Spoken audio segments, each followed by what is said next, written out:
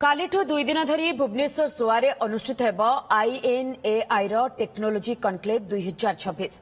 ଏହି ସମ୍ମିଳନୀର ମୁଖ୍ୟ ଉଦ୍ଦେଶ୍ୟ ହେଉଛି ଇଞ୍ଜିନିୟରିଂ କ୍ଷେତ୍ରରେ ଅନୁସନ୍ଧାନ ଶିକ୍ଷାବିତ୍ ଏବଂ ଶିଳ୍ପପତିଙ୍କ ମଧ୍ୟରେ ସମନ୍ୱୟ ବୃଦ୍ଧି କରିବା। କାର୍ଯ୍ୟକ୍ରମରେ ଦେଶର ବିଭିନ୍ନ ପ୍ରାନ୍ତରୁ ପ୍ରତିଷ୍ଠିତ ଶିକ୍ଷାବିତ୍ ବୈଜ୍ଞାନିକ ଶିଳ୍ପ ବିଶେଷଜ୍ଞ ଏବଂ ଷ୍ଟାର୍ଟଅପ୍ ଉଦ୍ୟୋଗୀମାନେ ଏକତ୍ରିତ ହେବେ, ଯେଉଁଠି ଶକ୍ତି ସୁରକ୍ଷା ସ୍ୱାସ୍ଥ୍ୟସେବା ଜ୍ଞାନକୌଶଳ ପରିବହନ ଏବଂ ଲଜିଷ୍ଟିକ୍ ଶିଳ୍ପ ବିବିଧକରଣ ଆଦି ପ୍ରମୁଖ ପ୍ରସଙ୍ଗ ଉପରେ ଆଲୋଚନା କରାଯିବ।